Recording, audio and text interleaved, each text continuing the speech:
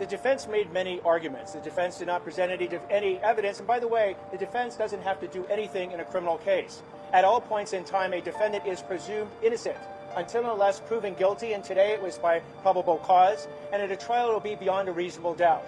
We will have to convince 12 jurors unanimously to find every element of the crime in order to actually get a conviction. So the defense has made many arguments. Again, they are arguments at this point. The arguments themselves are not evidence. If and when the defense wants to present evidence at any point, we will match and meet that evidence and overcome any of the arguments or evidence in the trial that will be upcoming. So the other idea that you need to have is that a preliminary hearing is not designed for the prosecution to present all its evidence. Mr. Quealy is correct from the Los Angeles Times that there was additional evidence that was actually considered in this case that we anticipate being presented at trial. I'm not going to go into the specifics of that additional evidence, only to say that we presented a significant but small fraction of our evidence in this preliminary hearing. At a trial, we will present all our evidence because the proof at a trial will be beyond a reasonable doubt. We will not be allowed to use certain hearsay that you can use in a preliminary hearing that you cannot use in a trial. It has to be admissible evidence, and the witnesses will need to come in to establish all the foundation, the relevancy, and overcome any objections to the type of evidence. So you are correct that there will be additional and significant evidence presented at a trial that wasn't presented here at this preliminary hearing. We believe that the evidence at trial will be overwhelming to prove guilt beyond a reasonable doubt on the 3 charges with which Mr. Burke will be charged. You got a small preview of some of that evidence, including the text messages and the video and photographic evidence that was also presented directly to the judge. This was difficult evidence to even hear, but also the crime that we are dealing with is incredibly horrific and barbaric.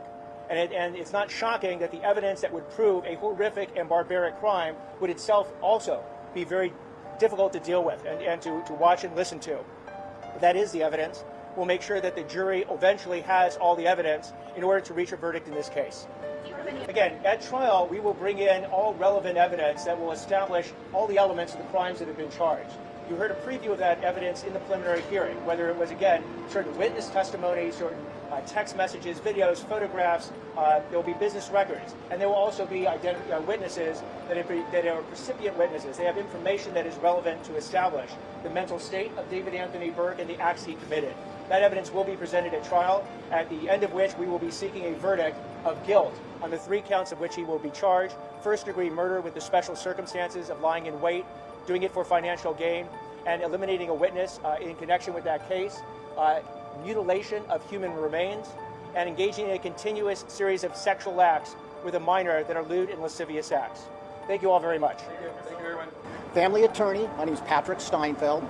I just wanted to take a brief moment and let you know how the family is feeling after this preliminary hearing. They're relieved that the judge agreed with the prosecution that there's sufficient evidence in order to hold David Anthony Burke accountable for these charges, which will hopefully proceed to trial. The defense wanted this evidence to see the light of day, and in the last 5 days, it has seen the light of day, and the judge has agreed 100% with the prosecution that the evidence is sufficient to hold David Anthony Burke accountable for these charges. The family's relieved that it's done with.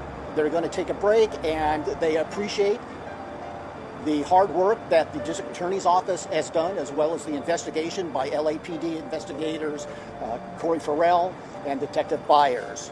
And they also wanted to thank the media for your coverage. They haven't appeared before the media.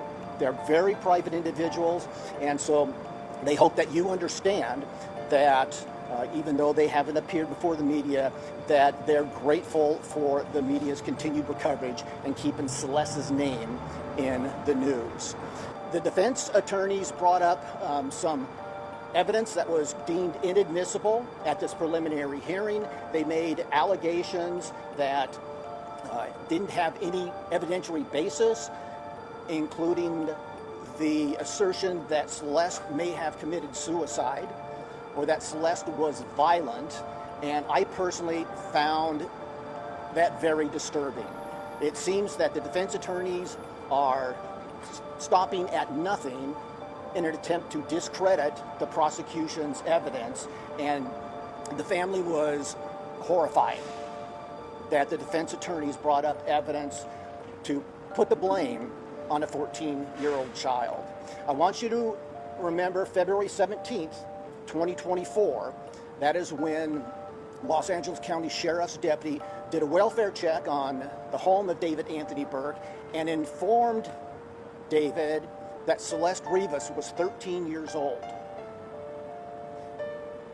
David Anthony Burke has taken the position that Celeste said she was 18. He didn't know she was a child, but he knew because he was told in February of 2024 that Celeste was only 13 years old. This is a strict liability crime, meaning that if he's 18 and she's 13 and they're having sexual relations, that is automatically a crime. He does not have a defense. However, he had direct knowledge of Celeste's age and continued in their sexual relationship. So I find it abhorrent that the defense attorneys are trying to put any blame whatsoever on this young child. David Anthony Burke is known for a song called Romantic Homicide, and only a sick, disturbed mind like David Anthony Burke would think that a homicide is romantic. Thank you very much.